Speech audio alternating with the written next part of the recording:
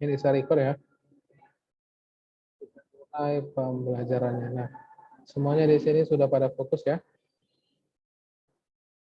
Sudah pada fokus untuk pembelajaran. Nah, ini saya matiin dulu kameranya supaya jaringannya lebih stabil untuk kita mulai pembelajarannya. Nah, ayo satu orang ya, coba dibaca mulai dari yang pertama. Di dalam komputer. Nah, coba satu orang ya dibaca. Biar kita cepat. Semakin cepat dibahas, kita semakin banyak untuk kisi-kisi ujiannya. Nanti kita juga akan bahas soal tugasnya kembali. Ya, yang pertama Christian, coba dibaca. Komputer dapat menyimpan berbagai Apa jawabannya? Apakah mobil, motor, informasi atau data, Sir. atau uang? Gimana? Informasi atau data, Sir. Ya, yang lain bagaimana nih? Untuk thank you ya. Thank you Christian. Informasi atau data. Jawabannya adalah informasi atau data. Tapi sejawab, kalau misalnya jawaban untuk nomor 1, saya bilang kalau misalnya semuanya ini benar. Setuju tidak? Ayo. Semuanya kalau misalnya itu jawaban nomor 1. Tidak. Kenapa tidak setuju? Komputer tidak dapat menyimpan mobil. Motor itu kan alat kendaraan. Uang Oke, itu nah benar. adalah suatu. Nah, kalau misalnya saya buat seperti begini, komputer dapat menyimpan gambar mobil, gambar motor, sama gambar uang. Untuk seperti begini. Jawaban untuk nomor 1, semuanya bisa tidak? Bisa. Bisa ya. Karena apa? Karena yang namanya disebut juga sebagai gambar, berarti itu data. Benar ya? Yang namanya gambar dan Nah, benar. Nah, jadi kalau misalnya pun di sini saya tambahin, kalau misalnya di sini saya tambahin dinosaurus contohnya. Nah, ini juga bisa kalau misalnya hanya berupa video. Nah, video gambar itu, video dinosaurus atau gambar dinosaurus juga bisa kita masukin sebagai dapat menyimpannya ya. Oke, nah untuk nomor 1 jawabannya itu adalah informasi atau data. Nah, kita coba lanjut masuk ke bagian ini. Nah, ini untuk dapat, ayo coba dibaca satu orangnya untuk di bagian ini, saya acak soalnya. Ingat, ini dipelajari, kita di minggu depan akan ujian. Ayo, Angelica Valencia. Untuk dapat menyimpan sebuah informasi dalam komputer digunakan media penyimpanan. Oke, benar ya. Terima kasih Valencia, thank you. Untuk dapat menyimpan sebuah informasi dalam komputer, digunakan media penyimpanan. Nah, kenapa sih jawabannya penyimpanan? Ya karena di sini sudah jelas, kalau misalnya untuk menyimpan ya kita perlu yang namanya media penyimpanan. Kalau misalnya media keluaran, saya ganti untuk dapat. Oke, untuk media keluaran itu bisanya ngapain nih? Untuk media keluaran kita bisa menggunakan yang namanya adalah monitor. Benar ya, kalau misalnya kita menggunakan adalah output-nya atau alat keluaran, berarti kita menggunakan monitor. Kenapa monitor disebut juga sebagai alat keluaran? Karena dari monitor, kita bisa melihat sebuah video, bisa melihat gambar, bisa melihat data-data yang kita kerjakan. Sama seperti yang ada saat ini. Di layar Zoom yang saat ini, yang sedang kita lihat ini, itu merupakan adalah bagian monitor. Monitor termasuk sebagai alat keluaran. Nah, ingat ya, yang saya buat di sini boleh dicatat. Keluaran, contohnya itu adalah monitor. Nah, kalau masukan itu, ayo contoh sebagai masukan ini apa nih? Alat masukan. Ada keyboard. Nah, ini dicatat ya, ada keyboard yang bertujuan. Guna keyboard itu adalah untuk memasukkan data. Jadi contohnya seperti begini, saya menulis seperti begini, maka akan dimasukin ke dalam si komputer. Setelah kita memasukin, setelah kita mengklik, maka akan diproses oleh yang namanya CPU. Oke, berarti dari masukan, kemudian diproses, kemudian akan dikeluarkan. Dan setelah melakukan proses ketiga ini, akan disimpan di media penyimpanan. Nah, contoh alat penyimpanan itu ada apa nih? Kalau alat penyimpanan ada apa aja namanya nih?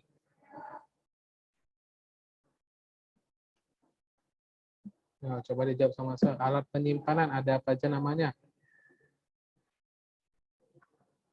Alat penyimpanan itu ada hard disk, ada flash disk, ada apa lagi nih? Ada CD, ada DVD. DVD. Nah, seperti beginilah contohnya. Berarti ada floppy disk juga. Nah, untuk di bagian ini semuanya sudah tahu, pada tahu ya. Untuk dapat menyimpan sebuah informasi dalam komputer digunakan media titik-titik. Jawabannya adalah penyimpanan. Nah, kita balik lagi. Nah, kita balik lagi di bagian sini. Nomor 2. Nah, ini. Ya, nomor 2 ya, suatu soal dibaca dulu yuk. Oke, Angela, Susan, coba dibaca nak. Kita dapat mengenali titik-titik file berdasarkan singkatan di belakang nama file yang kita simpan. Jawabannya apa nih? Jenis. Nah, kita dapat mengenali titik-titik file berdasarkan singkatan di belakang nama file yang kita simpan. Thank you, Angela, Susan, terima kasih. Nah, jawaban untuk nomor ini, di bagian ini, apa jawabannya nih?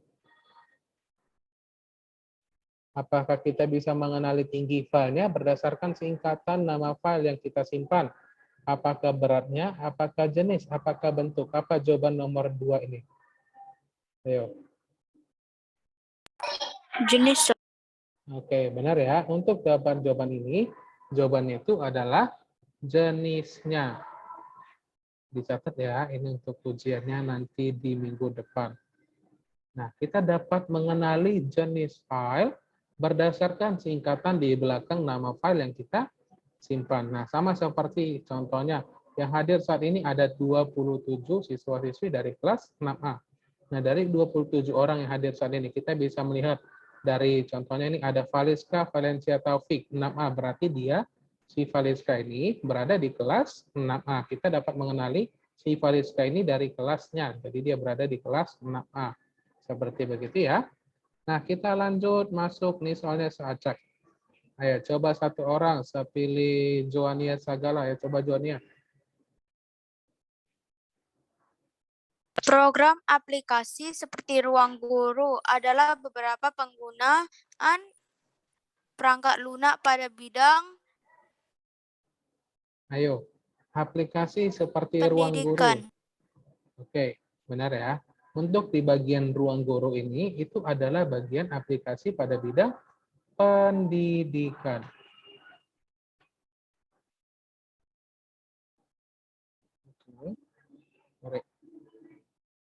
Pendidikan. Nah, untuk seperti begini saya nggak usah jelasin ya, karena kan di sini semuanya sudah pada paham. Kalau aplikasi seperti Ruang Guru, kemudian setelah Ruang Guru ada aplikasi apa lagi nih? Yang untuk di bagian pendidikan, coba dijawab saja nih. Ayo, selain Ruang Guru untuk pendidikan ada apa lagi? Website boleh. Boleh, ada Jenius. Nah, Jenius juga boleh. Ada apa lagi nih? Ada Google Brainly. Classroom. Gimana? Brainly. Oke, benar. Brainly pun juga termasuk di bagian. Nah, seperti begini ya. Adalah bagian pendidikan. Nah, untuk soalnya berarti sampai di sini semuanya sudah pada paham. Nah, selanjutnya saya acak lagi soalnya. Nah, ini.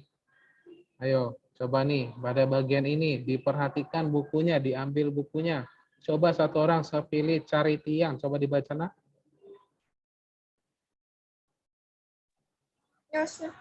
Ya, coba dibaca. Setelah kode diproses oleh program komputer akan mengubah kembali kode biner menjadi bilangan basis. Ayo, jawabannya. Ayo, coba diperhatikan bukunya, dibuka dulu bukunya semua. Kalau kita bahas tentang kode biner, ada di sini kode biner. Berarti jawabannya itu apa nih? Dikembalikan pada basis apa? Kalau misalnya kode diproses oleh program komputer, komputer akan mengubah kembali kode biner menjadi bilangan basis. Ada di bagian mana nih?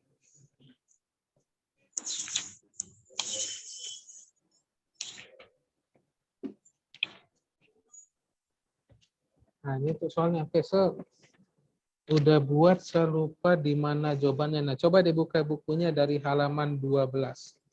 Coba dibuka bukunya halaman 12.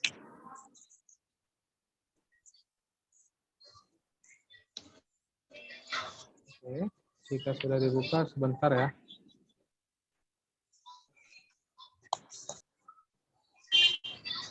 Oke, nah ini saya coba sambil dibuka lagi menu baru.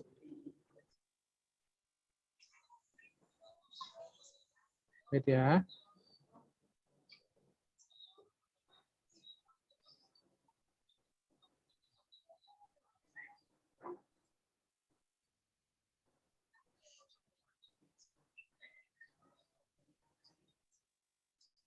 Untuk jawaban nomor ini, untuk jawaban nomor yang saya buat ini, jawabannya itu adalah 10. Ya. Gimana, Feliska? Suara kadang macet-macet. Suara saya kadang macam-macam. Oke, sorry. Nah, saya lagi berada di sekolah ya. Lagi berada di sekolah. Kalau misalnya di rumah jaringan saya aman nih. Oke. Nah, kalau misalnya macet-macet ini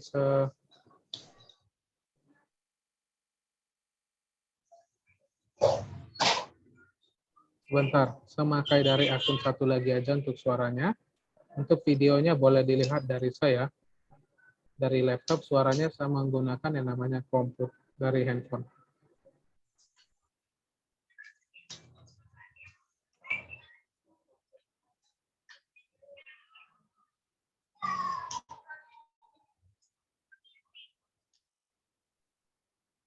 Nah, di bagian ini, semuanya sudah dengar suara saya jelas? Jelas, Sir. Oke, jelas ya. Nah, setelah kode diproses oleh program komputer, komputer akan mengubah kembali kode biner menjadi bilangan basis. Jawabannya itu adalah 10. Nah, dari mana kita tahu? Coba dari buka di halaman 12. Maka lupa di bagian mananya. Tapi jawabannya itu adalah basis 10. Ya, kita lanjut lagi. Untuk sampel bikin dari beberapa soal, ada yang mau ditanyain tidak? Atau suaranya menjadi cempreng atau kecil, gimana?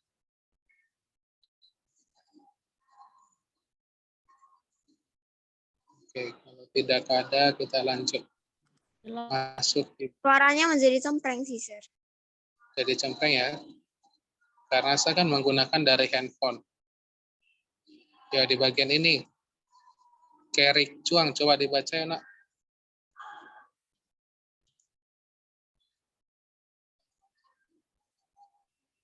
Ya, coba dibaca bagian ini.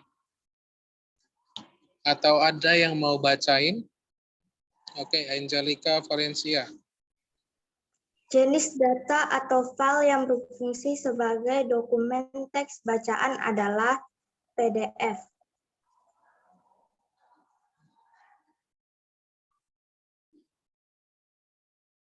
Nah, benar ya.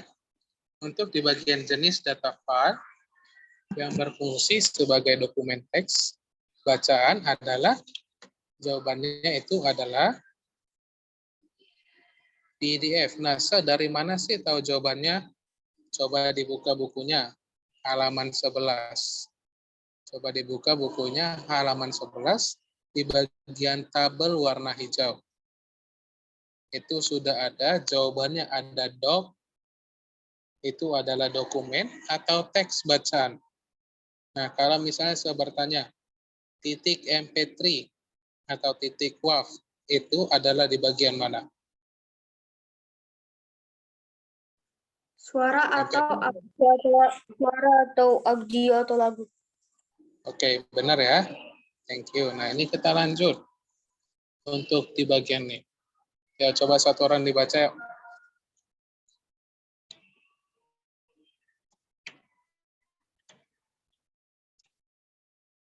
Ada yang mau bacanya? Oke, Abil Cristiano. Coba dibaca. Manusia harus memberikan input atau masukan berupa data atau perintah kepada komputer agar bisa bekerja. Jawabannya apa nih? Data atau perintah. Oke, yang lain bagaimana? Thank you, Abil. Ayo, apakah jawabannya adalah CPU, memberikan Data atau perintah. Nah, benar ya. Untuk manusia memberikan input atau masukan berupa data atau perintah kepada komputer agar bisa bekerja. Nah, jadi kalau misalnya kita tidak memberikan perintah, maka komputer itu tidak akan melakukan apa-apa. Nah, contohnya, kalaupun kita bermain game, mau itu di handphone atau dari manapun, kalau misalnya kita memiliki tombol untuk maju, kita untuk mengarahkan untuk ke arah maju, maka karakter kita akan maju. Nah, itu adalah termasuk juga sebagai data atau perintah. Oke, berarti untuk sekali ini semuanya sudah pada paham. Kita lanjut. Nah, ini. Coba satu orang ya dibaca yuk. Yuk, semakin cepat semakin bagus biar kita bisa untuk kisi-kisinya. Ayo, Christian Yudawastu Rambe. Pada sistem komputer, setiap file memiliki nama. Oke. Memiliki nama. Apakah setiap file memiliki nama atau ada kelasnya, atau ada tinggi badannya, atau berat badannya? Nah, untuk jawaban ini, pada sistem komputer, setiap file memiliki nama. Nah, kalau misalnya kegunaan nama dari file itu bagaimana? Ayo, kalau misalnya dalam setiap manusia pasti memiliki nama. Kegunaan nama pada manusia itu gunanya buat ngapain? Untuk mengenal seseorang. Untuk Untuk ngapain? memanggil juga. Untuk memanggil. Yang kedua. Dapat mengingat. Ayo. Untuk memanggil benar, tapi itu masih dalam konteks belum sempurna. Ayo. Untuk dapat Kegunaan. mengingat nama file yang diberikan. Oke. Nah, kalau misalnya kegunaan nama ini bertujuan untuk mengenali seseorang. Jadi kalau misalnya dalam nama penggunaan file kita bisa mengetahui. Nah, di sini semuanya sudah bisa melihat. Pada sistem komputer setiap file memiliki nama. Nah, saya membuat nama-namanya itu adalah kisi-kisi kelas 6 SD. Nah, berarti kalau misalnya guna namanya ini kita bisa mengetahui isi file tersebut adalah kisi-kisi kelas 6 SD. Nah, sama seperti saya. Nama saya adalah Joshua. Kemudian ada marganya Situmorang. Nah, nama saya itu bertujuan untuk mengenali siapa sih diri kita sendiri di orang lain. Kalau misalnya orang lain tidak mengenali nama kita, apa yang biasanya dipanggil? Ya, apa yang dilakukan biasanya kalau misalnya nama kita tidak diketahui oleh orang lain? Saling memperkenalkan diri. Oke, hampir tepat. Kalau misalnya ini seperti begini, tidak tahu nama Angelica Valenciana, biasanya memanggil itu adalah menunjuk. Dengan cara menunjuk dan berkata, hei kamu, coba dibaca soal berikut. Nah, jadi segitu pentingnya, begitu pentinglah arti kegunaan nama untuk bertujuan kita bisa mengetahui siapa isi dari barang tersebut, apa isi nama dari file tersebut. Nah, kita lanjut lagi di bagian seacak di bagian sini. Yuk, coba satu orang yuk.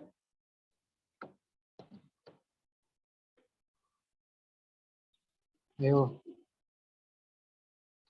Enggak pilih-pilih orangnya. Semakin cepat berarti semakin bagus untuk kisi-kisi ujiannya.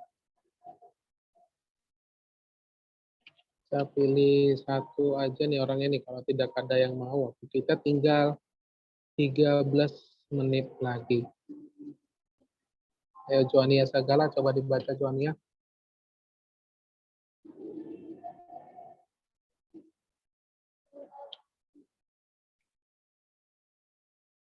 Salah satu contoh aplikasi atau program pengolah gambar adalah Paint. Nah, benar ya. Salah satu contoh aplikasi program pengolah gambar itu adalah Paint. Nah, di sini semua waktu di kelas 3, waktu di kelas 4, atau kelas 2 mungkin pernah belajar yang menggunakan namanya aplikasi Paint untuk menggambar. Nah, di sini saya masukin juga, kenapa sih, Sa? Ini kan nggak ada di dalam pembelajaran. Kenapa saya masukin? Karena ini adalah berhubungan dengan komputer. Oke, nah ini adalah jawabannya. Salah satu contoh aplikasi atau program pengolah gambar, jawabannya adalah Paint. Yuk kita ganti nih. Ayo, coba satu orang dibaca. Pilih orangnya. Oke, Angelica Valencia. Besaran byte dapat digunakan untuk mengetahui kapasitas RAM. Nah, benar ya. Jawaban nomor ini. Besaran byte dapat digunakan untuk mengetahui kapasitas yang namanya adalah RAM. Nah, dari mana sih tahu jawabannya? Ayo, coba dibuka lagi bukunya di halaman 13. Dibuka bukunya halaman 13. Sudah. Jika sudah dibuka bukunya di bagian sini. Di bagian yang sini, sudah ada jawabannya. Ayo, coba satu orang dibaca yuk. Yang ini. Ya, biar semuanya sudah pada tahu. Kalau misalnya sebuah soal itu berdasarkan dari buku. Oke, Abil, coba dibaca Abil, halaman 13. Besaran byte dapat digunakan untuk mengetahui kapasitas random access memory atau RAM.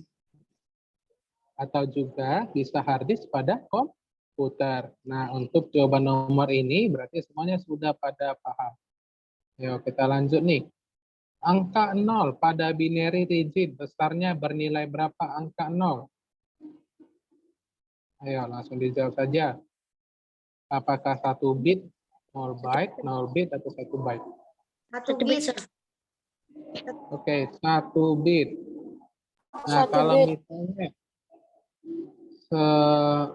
ini sebuat adalah 16 bit, berarti berapa byte? 2 byte. Ya, 2 byte.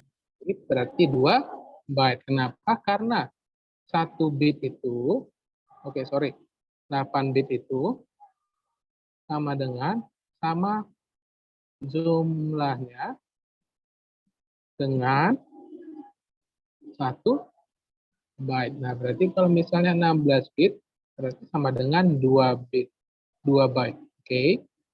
Nah, berarti semuanya sudah pada paham. Ini saya balikin lagi.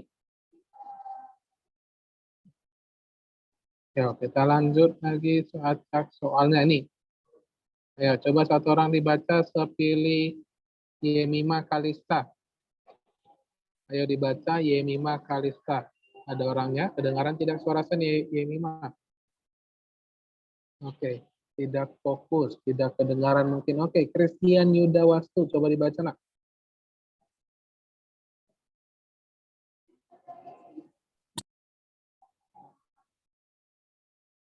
Di unmute dulu. Oke.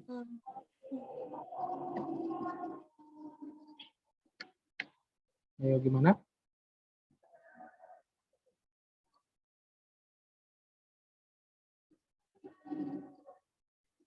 Ayo, jika memiliki 512 juta byte, maka komputer harus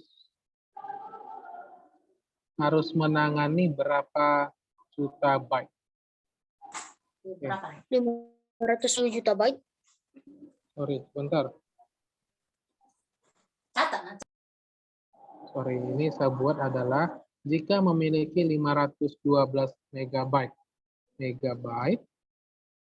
maka komputer harus menangani berapa jumlah byte-nya?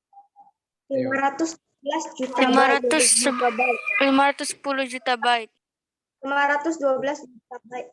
Oke, ada jawabannya 510, ada 512. 12. Nah, jawaban yang paling tepat itu adalah 512 juta byte. Nah, dari mana kita tahu jawabannya? Nah, coba dibuka lagi bukunya halaman 13 sama. Masih di bagian konteks ini. Di bagian konteks ini semuanya ada. Nah, jadi jika contohnya nih, saya buat di sini adalah 400. Jika saya buat di sini adalah 400 megabyte, maka komputer harus menangani berapa juta byte? Ayo. 100 juta byte. Benar ya, jadi Kalau misalnya ada 400 megabyte, berarti jawabannya adalah 400 juta byte. Nah, waktu kita 7 menit lagi, kita bahas dulu sebentar. Oke, untuk di sini yang hadir saat ini ada 28. Semuanya sudah mengerjakan tugasnya tidak? Sudah, Sir.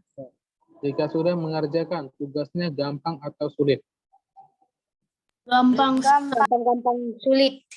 Gampang-gampang sulit. Oke, nah semuanya jawabannya itu ada di dalam buku cetaknya. Berarti rata-rata di sini sudah ya. Kalau misalnya yang belum mengerjakan, hari ini terakhir pengerjaan tugasnya.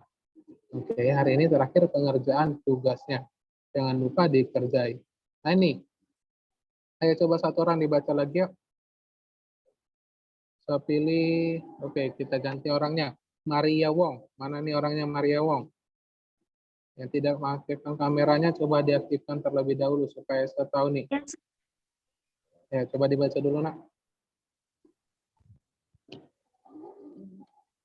jika membuat bukan ya? Yang ini. Oh, jika ingin mendengarkan musik atau lagu menggunakan jenis ekstensi Apakah MP3, X, Zip, atau XLS? Nah, untuk jawabannya coba dibuka dulu yuk, halaman 11. Ayo, coba dibaca Maria Wong. Kalau untuk mendengarkan musik, kita menggunakan ekstensi apa?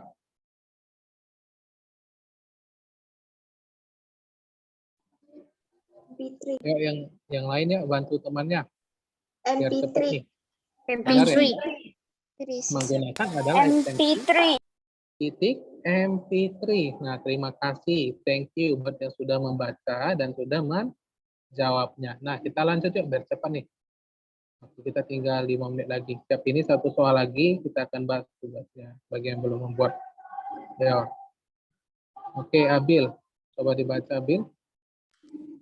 Komputer menggunakan satu bahasa saja dan nama bahasa tersebut adalah bahasa biner. Nah, benar ya. Jawabannya itu adalah bahasa biner. Nah, dari beberapa soal, oke, thank you. Dari beberapa soal yang kita sudah baca ini.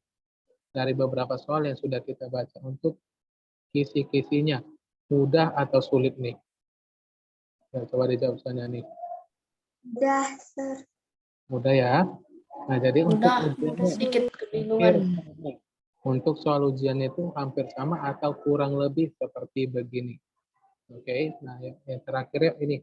Hard disk drive termasuk pada bagian apa? Proses, masukan, keluaran, atau penyimpanan? Ayo, Simpanan. apakah keluaran ya? Yang lain bagaimana jawabannya? Penyimpanan, Sir. Adalah penyimpanan. Benar ya? Kalau misalnya nih, saya ganti lagi di sini. Saya ganti menjadi monitor. Termasuk pada bagian mana nih monitor? Masuk. Masukkan. Saya tadi sudah menjelasinya nih di Masukkan. menit. Untuk monitor itu termasuk pada bagian keluaran. Saya tadi udah bilang, kenapa sih monitor termasuk bagian keluaran? Karena fungsinya monitor itu adalah untuk menampilkan hasil data yang dikerjakan. Oke, nah ini boleh dicatat nih, so bisa aja ganti nanti ini adalah soal kisi-kisinya. Entah bisa aja keluar itu adalah monitor, termasuk pada bagian mana. Monitor itu adalah menampilkan hasil data yang dikerjakan. Kalau menampilkan, itu berarti hasil keluaran. Benar atau tidak nih? Benar ya? Nah, kalau misalnya masukan, tadi kita sudah membahas nih, contoh adalah proses masukan. Itu apa nih contohnya? Keyboard. Ada keyboard. Kemudian ada apa lagi nih? Mouse. Benar ya, ada mouse.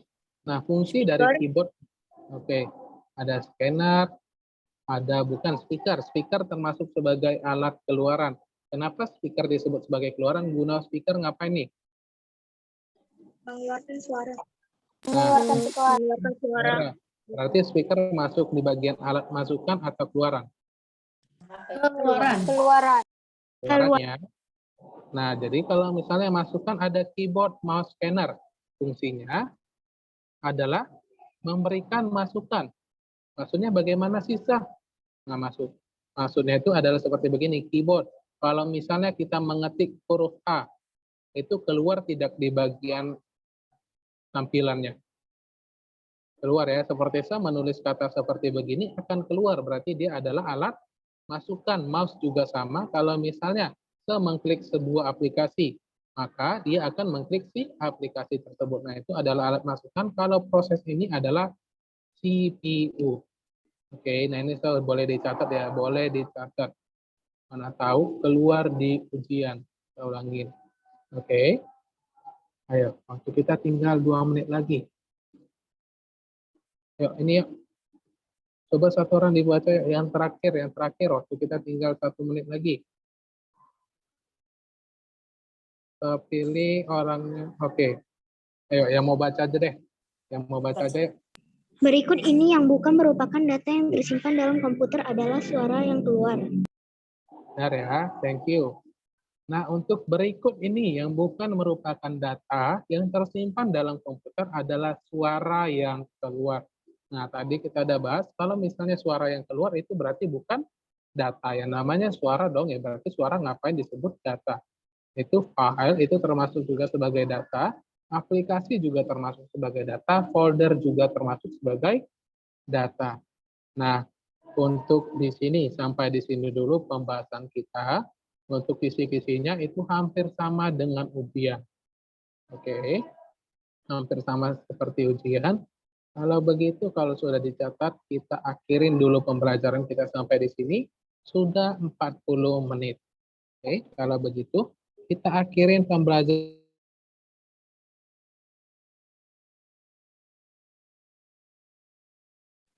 Bye, sir. Sir, pasti